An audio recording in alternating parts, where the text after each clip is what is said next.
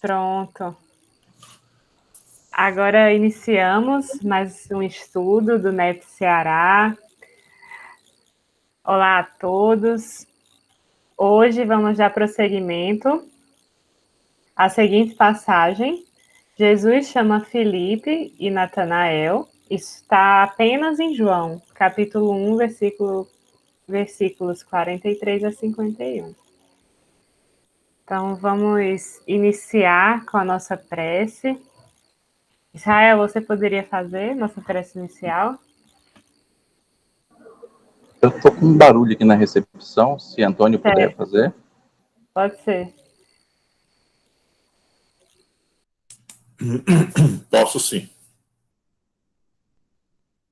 Amigo e Senhor Jesus, nesse instante, nós rogamos, Senhor, o teu amparo e a tua proteção através do comparecimento dos bons espíritos, dos nossos anjos de guarda, dos mentores espirituais deste trabalho, para que nos possam, Senhor, iluminar, para que nos possam auxiliar, a fim de que possamos, Senhor, melhor entender e nos condicionar para sentir melhor as tuas lições e as tuas palavras, de maneira, Senhor, a poder praticá-la, a poder ter como norte nas nossas vidas.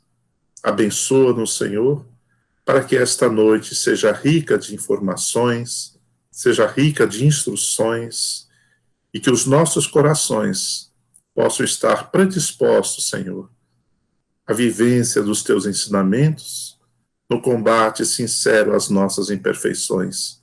Que a tua paz fique conosco hoje e sempre. Muito obrigado, Senhor. Que assim seja. Então, vamos dar prosseguimento ao estudo de hoje. Eu vou iniciar, então, lendo a passagem, a tradução de Haroldo Dutra Dias. Jesus chama Filipe e Natanael. No dia seguinte, Jesus quis sair para a Galileia. Encontra Filipe e lhe diz: segue-me. Filipe era de Betsaida, cidade de André e de Pedro. Filipe encontra Natanael e lhe diz: encontramos aquele a respeito de quem Moisés escreveu na lei, bem como os profetas, Jesus, filho de José de Nazaré. Disse-lhe Natanael: de Nazaré pode sair algo bom? Disse-lhe Filipe: vem e vê. Jesus viu Natanael, que vinha até ele, e disse a seu respeito: eis um verdadeiro israelita, em quem não há malícia. Natanael lhe diz: de onde me conheces? Em resposta, disse-lhe Jesus: antes de Filipe te chamar, enquanto estavas sob a figueira, eu te vi. Respondeu-lhe Natanael: Rabi, tu és o Filho de Deus, tu és o Rei de Israel. Em resposta, disse-lhe Jesus: pois eu te disse que te vi debaixo da figueira, e crês? Maiores coisas do que verás. Maiores coisas do que essas verás. E diz a ele: amém, amém, eu vos digo, vereis o céu aberto e os anjos de Deus subindo e descendo sobre o Filho do Homem. Então, essa é a nossa passagem. Aqui, logo em seguida, nos slides que eu publiquei no grupo do WhatsApp também, tem a tradução da Bíblia de Jerusalém. Nós, semana passada, já vimos esses comentários de Kiner, que contemplam alguns elementos. E esses foram os elementos que nós selecionamos em conjunto para a gente pesquisar. Eu vou, nesse momento, trazer o resultado do que eu pesquisei para o primeiro, o segundo e o terceiro elementos, e eu pesquisei também o 10º elemento, Rabi. E fiquem à vontade para fazer comentários, para fazer perguntas, para a gente poder discutir. Aí, em seguida, eu vou mostrar o resultado da pesquisa de Elis, que ela me mandou. E se mais algum de vocês já puder, já sobrar tempo, né? E se vocês já pesquisaram, a gente já pode adiantar elementos que tenham sido pesquisados por vocês. Então, vamos. Bem, primeira coisa, eu trouxe alguns elementos sobre localidades, porque nessa passagem fala da Galileia, porque diz que Jesus quis ir para Galileia. Fala de Betsaida, justamente porque menciona que Filipe nasceu em Betsaida, né, assim como Pedro e André. Fala também, eu não sei se ele fala de Caná, se ele menciona a palavra Caná.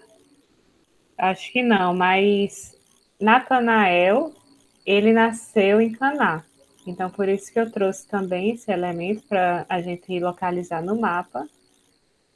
E se Jesus ele estava querendo ir para Galileia, aonde é que ele estava antes?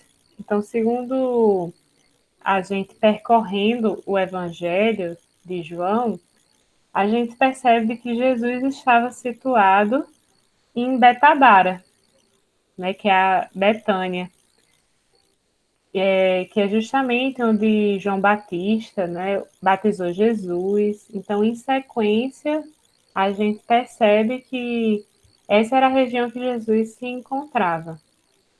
Então, a região da Galileia eu marquei aqui em amarelo, que envolve todas essas cidades.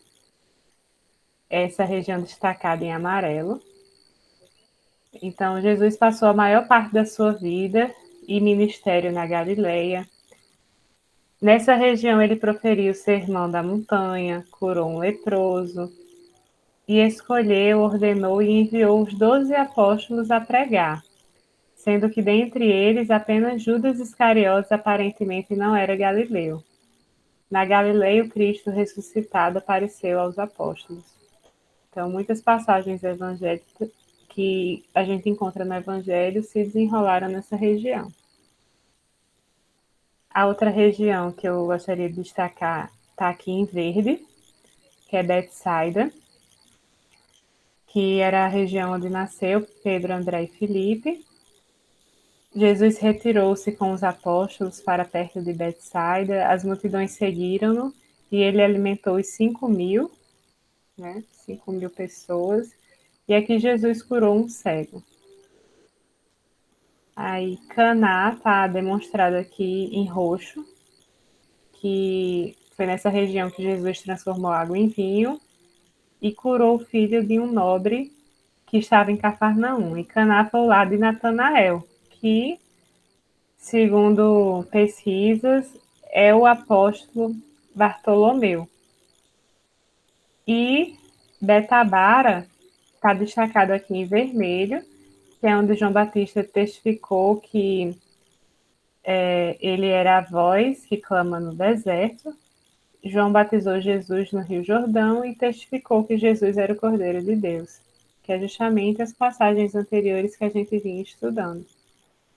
Então, é só para a gente situar esses elementos. Vocês querem comentar algo?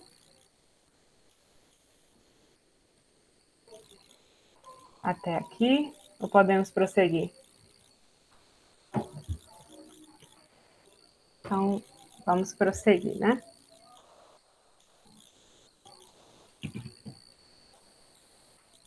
Bem, eu fiquei com esse elemento, quis sair para a Galileia. Então, a primeira coisa que eu pensei é, onde é que Jesus estava? Então, lendo a passagem do Evangelho de João, a gente acaba presumindo que Jesus estava em Betânia, Betabara, que significa, na segunda Bíblia de Jerusalém, lugar de passagem. E qual a simbologia da Galileia? o que a Galileia representa. E no livro Boa Nova eu achei esse trecho que foi o que subsidiou a minha interpretação. Diz assim, é no capítulo Os 500 da Galileia. Humberto de Campos escreve: naquela noite de imperecível recordação, foi confiado aos 500 da Galileia o serviço glorioso da evangelização das coletividades terrestres, sob a inspiração de Jesus Cristo. Mal sabiam eles, na sua mísera condição humana, que a palavra do Mestre alcançaria os séculos do porvir. E foi assim que, representando o fermento renovador do mundo, eles reencarnaram em todos os tempos, nos mais diversos climas religiosos e políticos do planeta, ensinando a verdade e abrindo novos caminhos de luz, através dos bastidores eternos do tempo. Então, o que é que eu interpretei a partir desse trecho? Que a Galileia representa uma região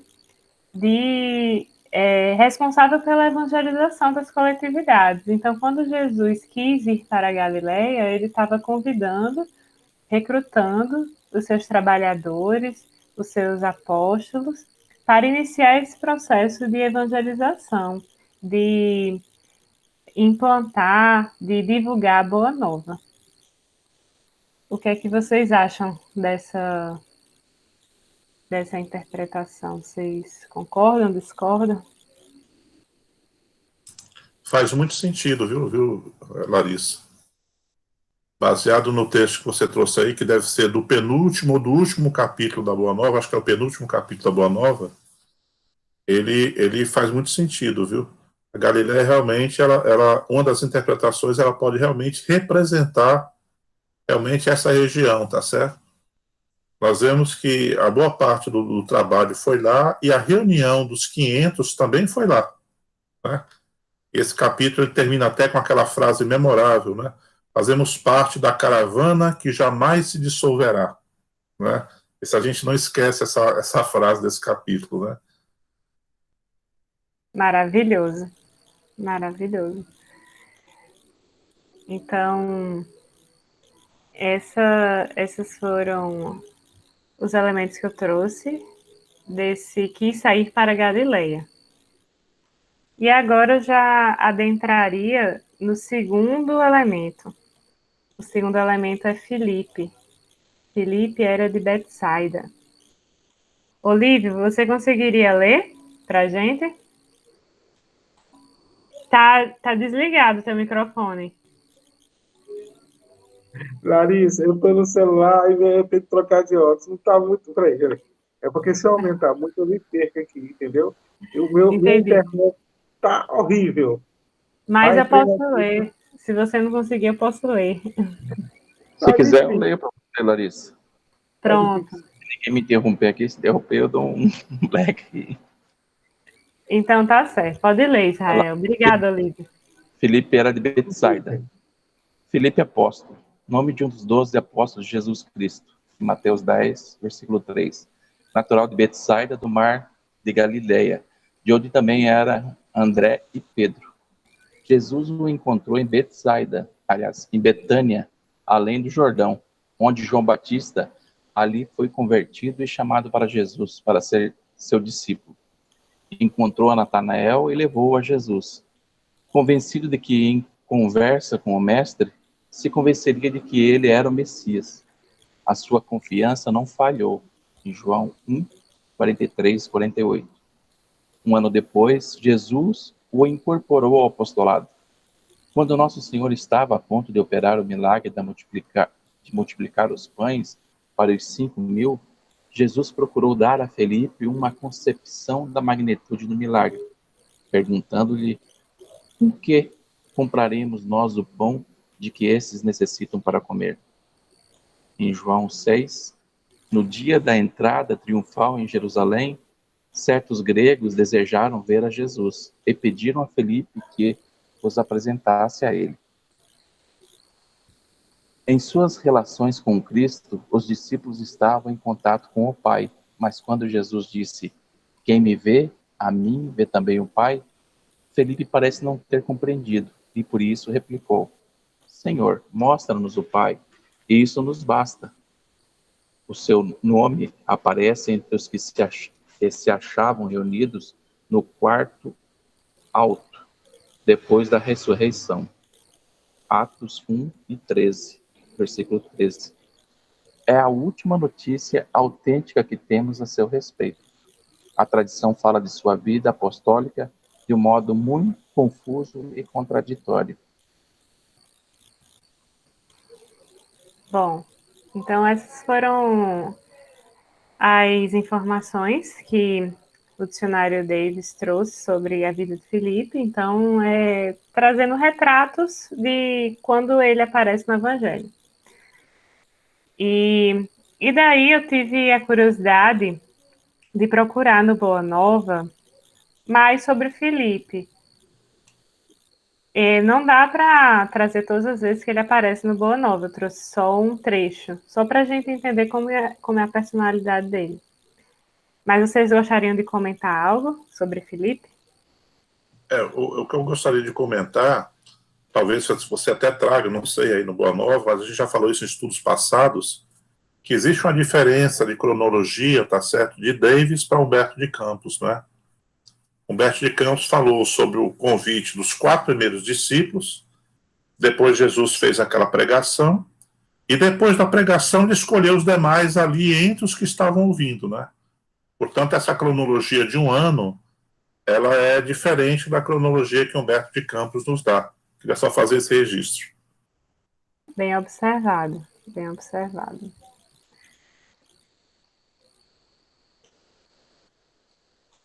Então, no livro Boa Nova, eu trouxe um diálogo que está Filipe e Simão Pedro.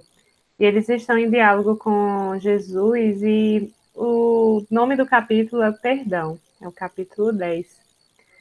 E daí Filipe diz o seguinte: Senhor, vossos esclarecimentos são indiscutíveis.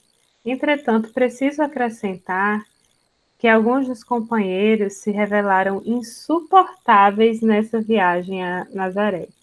Uns me acusaram de brigão e desordeiro, outros de mal entendedor de vossos ensinamentos. Se os próprios irmãos da comunidade apresentam essas falhas, como há de ser o futuro do Evangelho? O mestre refletiu um momento e retrucou: estas são perguntas que cada discípulo deve fazer a si mesmo. Mas, com respeito à comunidade, Filipe, pelo que me compete esclarecer, cumpre-me perguntar-te se já edificaste o reino de Deus no íntimo do teu espírito. É verdade que ainda não, respondeu hesitante o apóstolo. De dentro dessa realidade, podes observar que, se o nosso colégio fosse constituído de irmãos perfeitos, teria deixado de ser irrepreensível pela adesão de um amigo que ainda não houvesse conquistado a divina edificação. Ambos os discípulos, ou seja, Filipe e Simão, compreenderam e se puseram a meditar enquanto Cristo continuava. O que é indispensável é nunca perdermos de vista o nosso próprio trabalho, sabendo perdoar com verdadeira espontaneidade de coração. Então, por meio dessa passagem, por meio dessa história relatada por Humberto de Campos, nós vemos mais um diálogo de Jesus com os discípulos, especificamente com Filipe, e Filipe demonstra essa, vamos dizer, esse incômodo com relação aos outros discípulos, né? Como é que discípulos falhos iriam levar à frente essa missão da Boa Nova? E Jesus disse, se for para ser todo mundo perfeito, nunca que a obra seria concretizada. Então, Jesus ele vem refletir com Filipe a importância de cada um olhar para si e a importância também do perdão, né? E achei interessante quando Filipe diz: uns me acusaram de brigão e desordeiro, outros de mal entendedor de vossos ensinamentos. Então, isso a gente sabe que é uma história, né? É o Humberto de Campos, é uma história sob o ponto de vista de Humberto de Campos, mas é interessante ver que os discípulos não eram pessoas perfeitas, mas eram discípulos em aprendizado. Vocês gostariam de destacar alguma coisa? Aqui a gente tem que centralizar, pelo elemento, a gente tem que centralizar na personalidade de Filipe. Mas a passagem é tão rica que dá vontade de comentar a parte moral da passagem, sabe? Porque não é para a gente fazer isso aqui agora, né? Porque é muito rica essa passagem, né? Mas o Filipe ele representa, não é? uma individualidade como qualquer um de nós tem, não é? É aquela pessoa, pelo que ele está dizendo, é aquela pessoa talvez assim de uma personalidade mais forte, que se pontua mais, que se coloca mais, que fala mais, tá certo? Que talvez seja mais exigente com certas coisas, né? E ele apenas está mostrando o incômodo dele, porque os próprios apóstolos, né, começaram a apelidar e dizer que ele era isso, era aquilo, porque não estava naquela, usar um termo que não se usa mais, naquela vibe dos demais apóstolos, né? Então, acho que essa condição do Filipe é interessante a gente ter quando for fazer a interpretação moral, não é? Porque essa condição de Filipe, muitas das vezes, é a condição que nós temos ou que temos que passar a ter, tá certo? Dentro dos grupos que nós atuamos, inclusive no seio da doutrina espírita, né? Câmbio.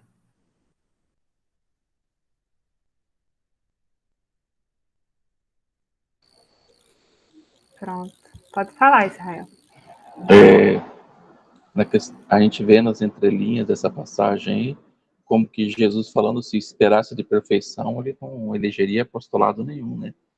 E que, na verdade, Jesus trabalhava com as potencialidades, assim como todos nós temos essa centelha divina em cada um de nós, que quando ela é despertada, vamos dizer assim, ela revela esse ser grandioso que, na particularidade, vamos dizer assim, cada indivíduo tem, cada criatura divina tem. Tanto que Jesus, ali, em seguida, já pergunta para ele aqui, mas com respeito à comunidade em si, Felipe, pelo que me compete esclarecer, cumpre-me perguntar-te se já edificaste o reino de Deus no íntimo do teu espírito. E aquele que edifica, vamos dizer assim, esse reino de Deus dentro do seu íntimo, ele não tem essa postura de olhar o defeito que tem o próximo, mas sim as potencialidades que tem cada indivíduo, né? E aceitar, vamos dizer assim, e compreender a dificuldade, as limitações de cada um e despertar dentro dele essa potencialidade que ele tem.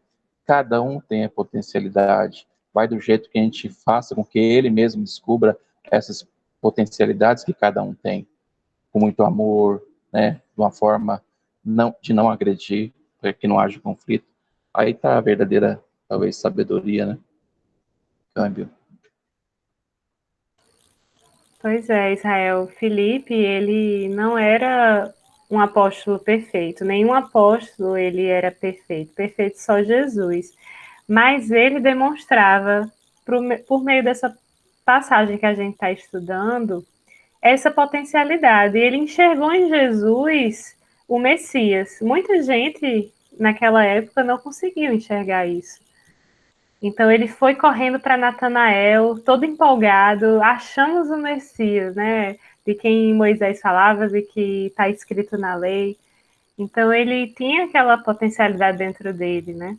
Ele tinha uma energia empolgante, vamos dizer assim. Então essas são as características de Filipe.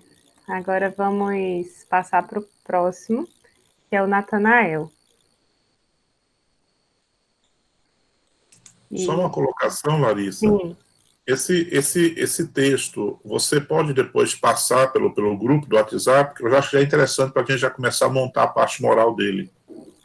Eu publiquei esse texto há pouco tempo atrás, ainda hoje. Tá bom. Então, ok. Pode ver no grupo aqui, ó, de 17 horas. Ok.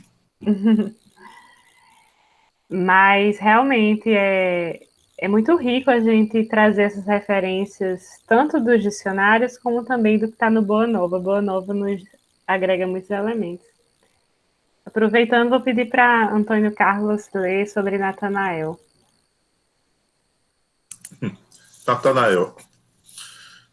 Natanael, Deus tem dado. Nome de um homem natural de Caná da Galileia, a quem Jesus declarou ser um israelita verdadeiro e sem dolo. Filipe convidou a ir ter com aquele de quem Moisés havia falado na lei, Jesus de Nazaré, filho de José, e de quem escreveram os profetas. Porém, este homem de Nazaré não se encontra nas profecias do Antigo Testamento. E, além disso, este homem era de uma reputação duvidosa, pelo que Natanael teve dificuldade em aceitar as pretensões messiânicas precedentes daquele lugar. Imediatamente, porém, rendeu-se à evidência do conhecimento super-humano que Jesus havia manifestado. João 45, 51. Quando se operou o milagre da pesca no mar da Galileia, Natanael estava na barca, juntamente com Simão Pedro, 21, 2. O seu nome não consta da lista dos apóstolos que vem nos 3 primeiros evangelhos, mas parece provável que lá esteja com o nome de Bartolomeu. No Antigo Testamento encontram-se outras pessoas com o mesmo nome, porém na forma hebraica. Dicionário Davis. O capítulo 8, Bom Ânimo, do livro Boa Nova, tem Bartolomeu como personagem principal. O apóstolo Bartolomeu foi um dos mais dedicados discípulos do Cristo desde os primeiros tempos de suas pregações junto ao Tiberíades. Todas as suas possibilidades eram empregadas em acompanhar o Mestre na sua tarefa divina. Entretanto, Bartolomeu era triste e, vezes inúmeras, o Senhor o surpreendia em meditações profundas e dolorosas. Era pescador, morava em Dalmanuta. Bartolomeu havia convertido todos os desalentos num cântico de alegria ao sopro regenerador dos ensinamentos do Cristo. Todos o observaram com admiração, exceto Jesus, que conhecia com júbilo a nova atitude mental de seu discípulo. Pronto. Só Olá, explicando. Oi, Ismael. Oi, meus amigos, tudo bem? Desculpem o atraso, a gente está participando da reunião agora. Alegria voltar com vocês, estava com saudade. Tudo bem, Estamos, Antônio, Ismael. Alívio, Israel? Pronto, podem? Não queria atrapalhá-los. Não, sem problemas. A gente está conversando sobre os elementos da passagem. Já vimos sobre algumas localidades. Vimos sobre o que significaria o símbolo ir para a Galileia. E falamos um pouco sobre Filipe. Agora estamos conhecendo um pouco sobre Natanael, que é o apóstolo Bartolomeu. E Antônio acabou de ler esse slide. E só para situar vocês, eu trouxe alguns trechos desse livro Bom Ânimo. Desse capítulo Bom Ânimo, é um capítulo muito interessante e que no início mostra Bartolomeu como alguém que carregava uma tristeza dentro dele. E no decorrer desse capítulo, Jesus faz reflexões com Bartolomeu. E a partir dessas reflexões junto a Jesus, ele muda de postura. Ele passa a ter uma nova postura perante as pessoas. E isso trouxe admiração. Por isso que ele fala, todos o observaram com admiração, porque ele mudou de postura. Mas Jesus não se admirou porque ele sabia que ele estava se renovando mentalmente. Então, é interessante esse relato de Humberto de Campos, porque, sob o ponto de vista dele, mostra que Bartolomeu ele tinha essa característica de ser realmente um verdadeiro israelita, né? Ele era um apóstolo muito empenhado acompanhando o mestre na sua tarefa, nas pregações, mas ele carregava a princípio, essa tristeza, mas que foi sendo trabalhada, e ele conseguiu, no decorrer desse apostolado, mudar de atitude mental, né? Alguma consideração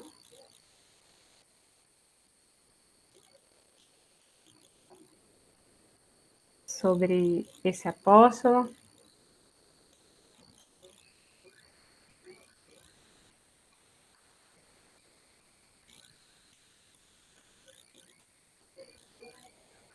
Acho que por Pode mim. falar, Israel.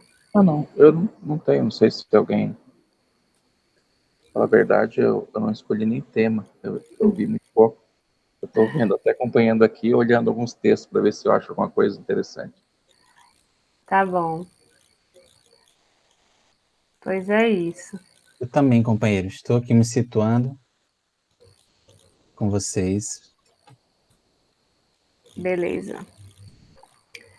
Então é isso.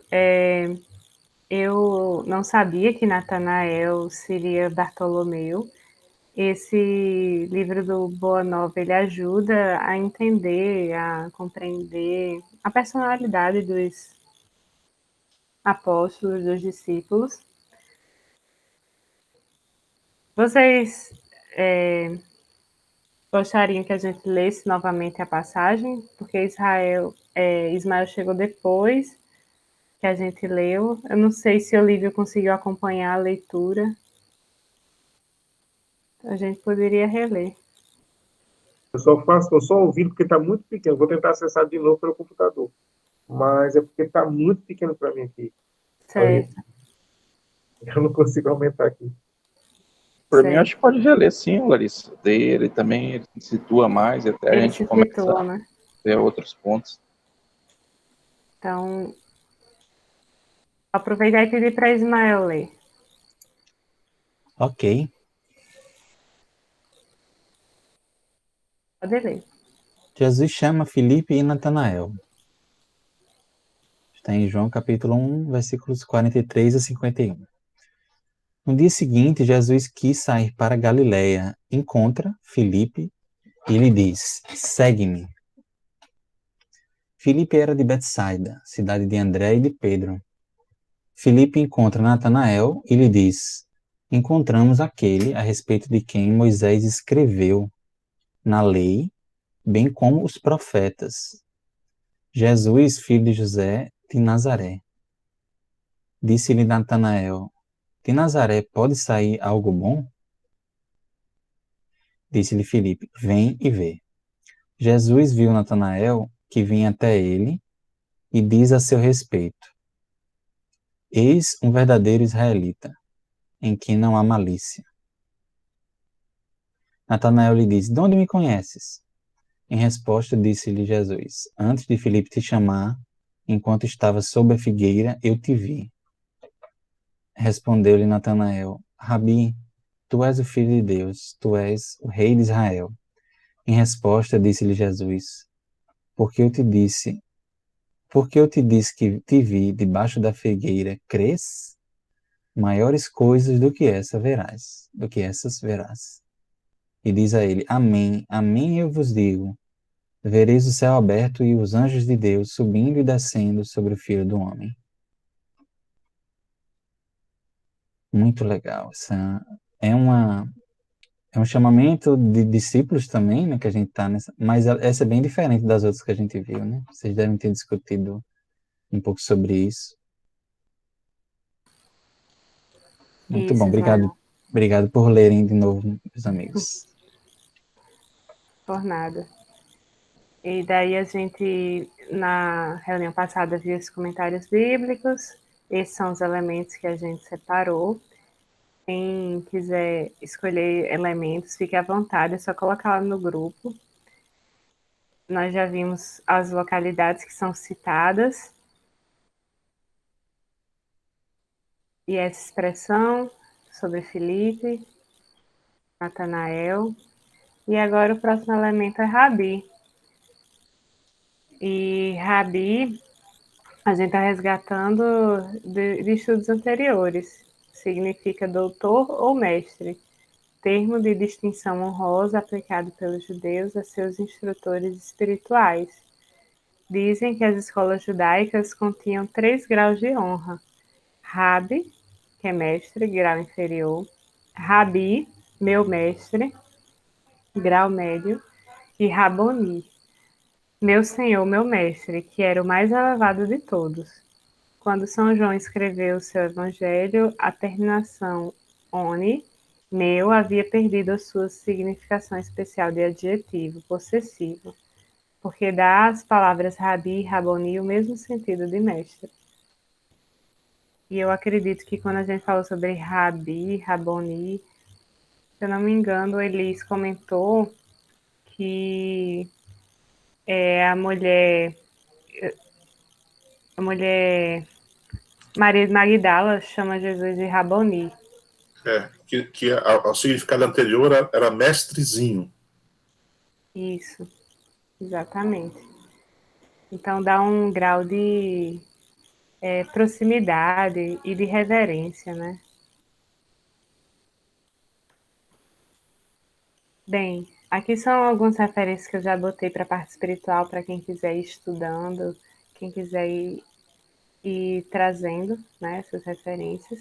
Então, esses foram os elementos que eu pesquisei. E agora eu vou trazer os elementos que Elis pesquisou. Vou compartilhar aqui com vocês. Ela ficou com o elemento de Nazaré.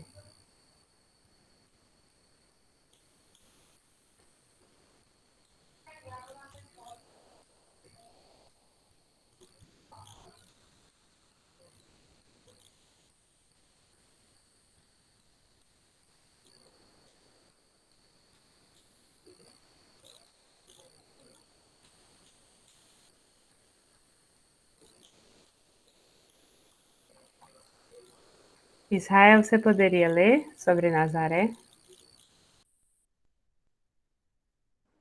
Posso sim. Nazaré, nome de uma cidade da Galiléia, em Mateus 2, versículo 23, onde residiam José e Maria. Aparece também em Lucas 2, 39, e onde Jesus cresceu. Aparece também no capítulo 4, versículo 16. Nazaré estava situada sobre um monte, aparece em Lucas 4, 29, era pequena e sem importância, ou de origem muito recente, porque o seu nome não se encontra no Antigo Testamento, nem nos livros apócrifos, nem nas obras de José. O nome Nazaré deriva-se de uma raiz que em hebreu tem a forma Neser, em aramaico Nisra, grelo. Portanto, Nazaré quer dizer lugar verdejante. John D. Davis, dicionário.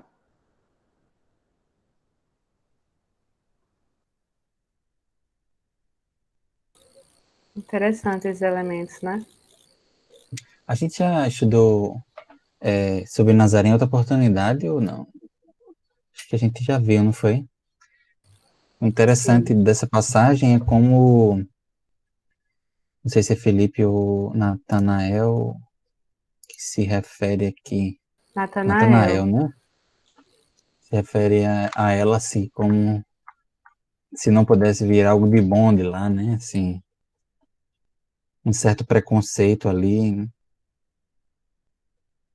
Não sei se vocês, meus amigos, têm alguma referência sobre isso, sobre... Eu confesso que quando eu pesquisei sobre isso, eu não vi, assim, nenhuma referência de algo que fosse conhecido da época em relação a Nazaré. Talvez por ser uma cidade pequena, né? E não um grande centro como Jerusalém, né? Assim, talvez para a lógica das pessoas daquela época, o Messias viria em Jerusalém e reinaria em Jerusalém, se destacaria em Jerusalém, e de certa forma surpreendente que ele venha de uma cidadela como Nazaré, né? E Belém, né? Belém e Nazaré. Nascido em Belém, criado em Nazaré. Mas era isso.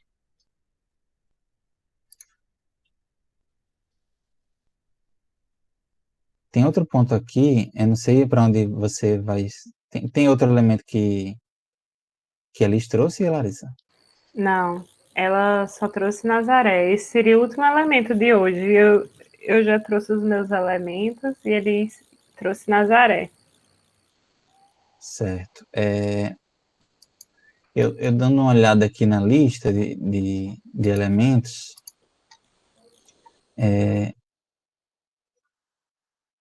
só uma coisa que eu vou fazer uma palestra amanhã que fala um pouco sobre a transfiguração. E aí tem uma parte do texto que eu achei bem legal aqui do nosso texto, que vai dizer o seguinte, que Filipe encontra Natanael, versículo 45, né?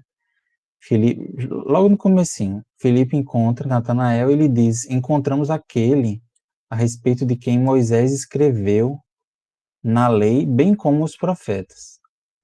E aí, é interessante essa relação na transfiguração, que é no Monte Tabor.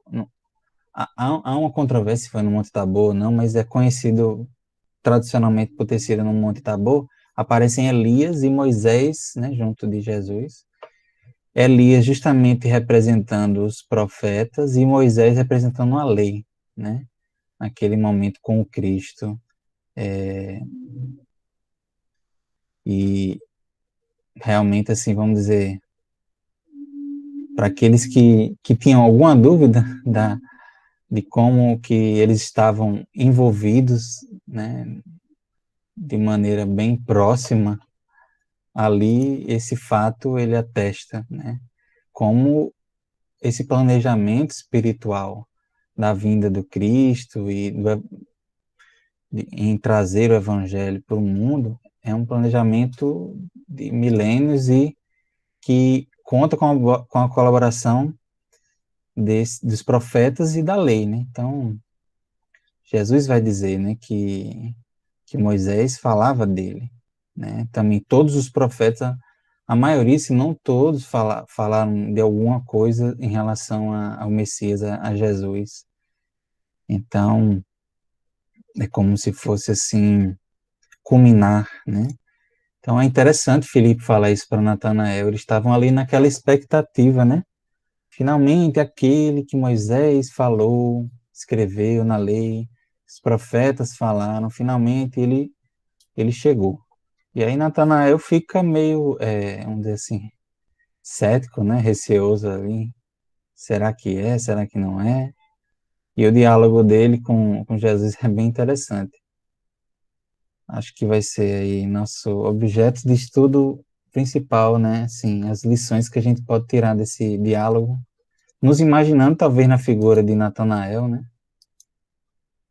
Encarnando Natanael nesse momento, que questionando Cristo. Você me conhece? De onde é que você me conhece? Então, era isso que eu queria destacar. Eu gostaria de destacar essa questão da cidade de Nazaré, né? Uma cidade, como você falou, pequena, simples, humilde. Quem imaginaria que de lá, naquela cidade, né, naquela região, iria vir o Messias? E a gente poderia pensar que ele viesse de Jerusalém, uma grande cidade,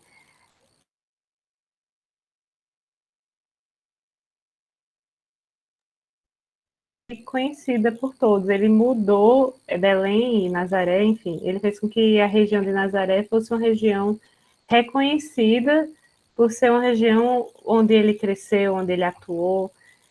É que nem Francisco de Assis, né? Assis, uma cidade pequena que ninguém conhece, mas aquele espírito tão avançado, tão evoluído, viveu naquela região e fez com que aquela região ela se destacasse, né? Então, o poder que esses espíritos têm, né? De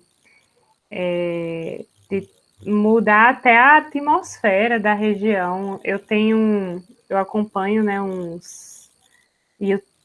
como é que eu posso dizer, podcasters que visitaram a cidade de Assis e falaram que a cidade de Assis é uma cidade com atmosfera muito diferenciada, que você sente aquelas energias, né? Até hoje. Então, Jesus teve esse poder de modificar a atmosfera daquela região. Faz pensar essa passagem de Nazaré, que Jesus ficou 30 anos, basicamente, na obscuridade, né? 30 anos na obscuridade, né? Realmente numa cidade que não, em tese, não prometia nada, não é? Ficou 30 anos na obscuridade.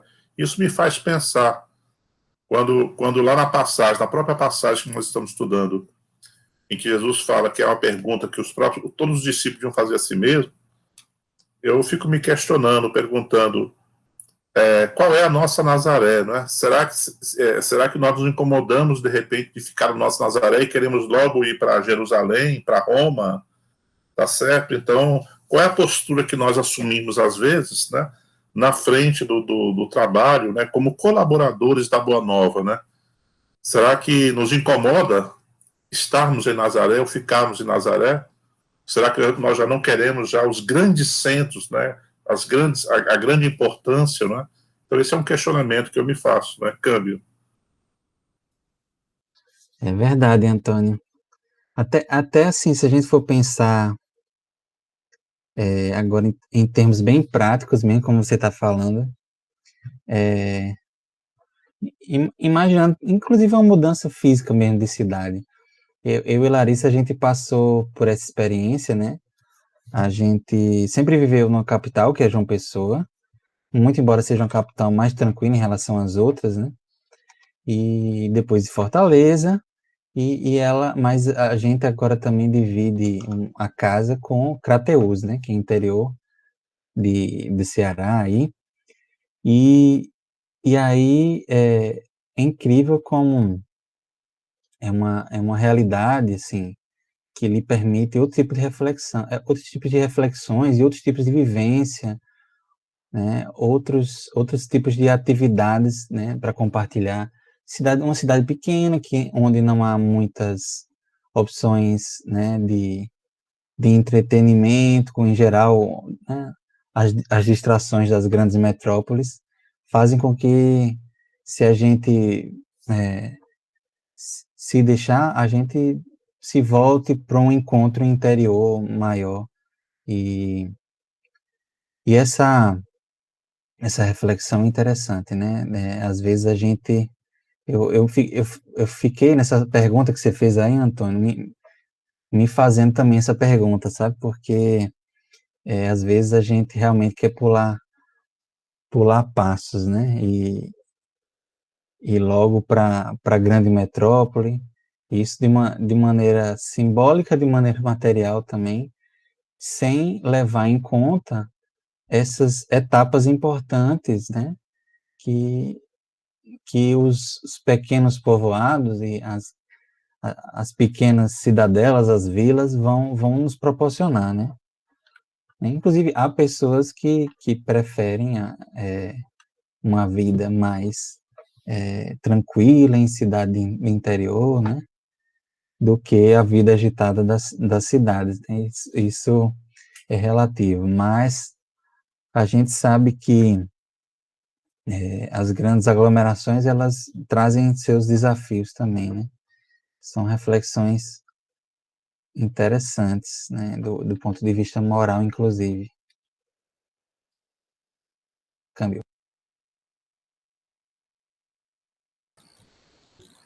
Bom, gente, esses são os elementos que a gente trouxe hoje. E o que é que vocês acham da gente, então, encerrar por hoje, né? E na próxima reunião a gente completaria os elementos. Pode ser? Sim. Vamos dar uma olhada nos que faltam, né? Eu vou colocar, essa semana eu vou voltar aos trabalhos, então fico feliz, estava realmente sentindo falta de estar com vocês, mesmo que virtualmente, eu mandando um abraço, Antônio, Israel, Israel já vi nas terças que eu pude participar lá do NEP, mas realmente toda sexta-feira, nessas últimas semanas, tem aparecido algum compromisso que eu não pude estar presente, mas estamos de volta aí e contem conosco para a gente continuar esse estudo. Muito, muito legal essa passagem. E, Ismael, eu queria te pedir então que você toque o seu piano aí, ó, tá atrás de você. Eita, Faça a nossa prece final musical.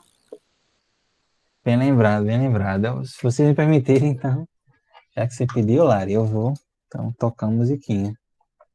Estava aqui justamente fazendo uma atividade que envolvia tocar música para o pessoal da evangelização. Eu vou ter só que trocar o meu fone, porque isso aqui não chega aqui no meu teclado. Vou botar um fonezinho maior. Opa. Vamos lá.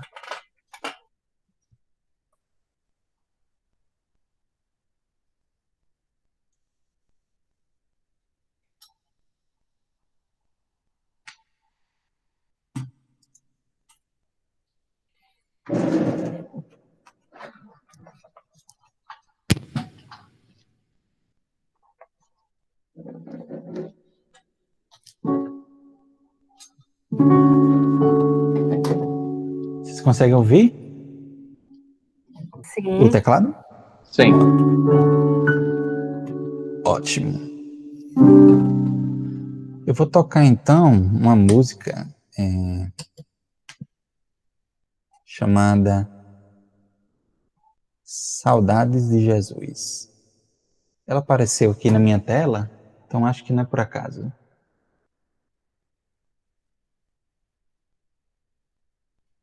Deixa eu só ajustar aqui. Pronto.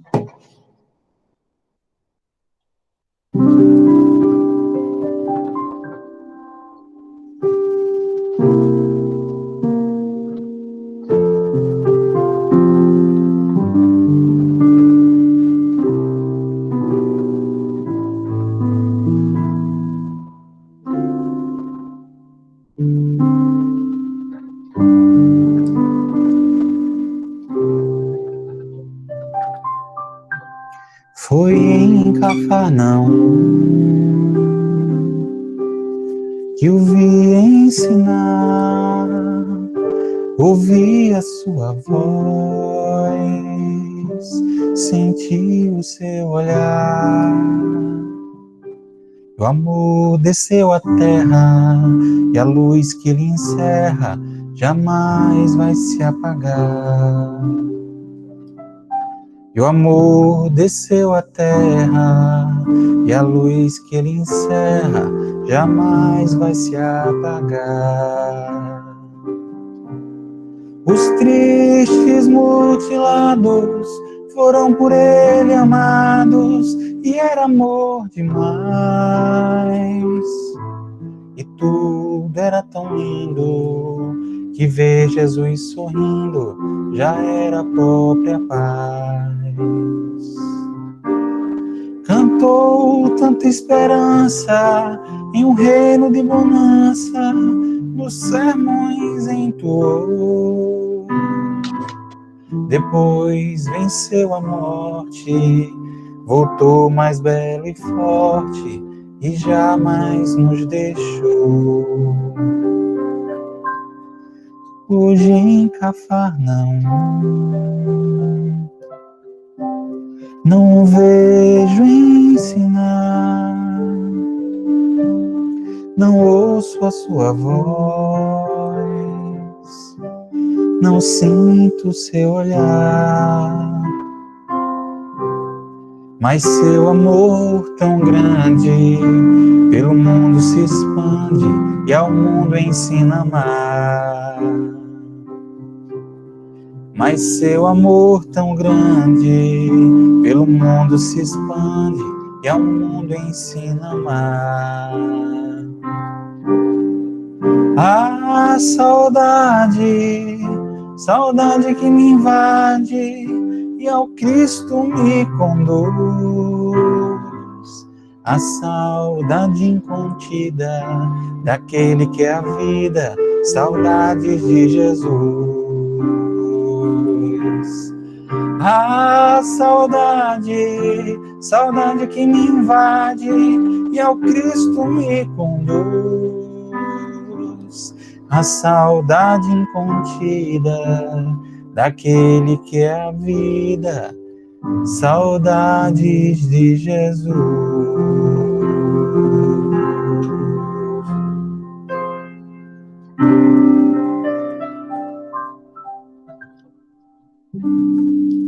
Que assim seja. Que assim seja. Linda música. Linda mesmo. Uma feliz semana a todos, minha gente, hein? Para vocês também. Um abração. Se Deus quiser, gente, hein? Até Muita sempre. paz. Um abraço grande. Até lá, gente. Estaremos juntos. Bom final de semana, Obrigado. Antônio, Mael, Larissa. Até já. Semana a todos, gente. Valeu, Israel. Um abraço, Antônio. Um abraço, Que bom amigo. rever,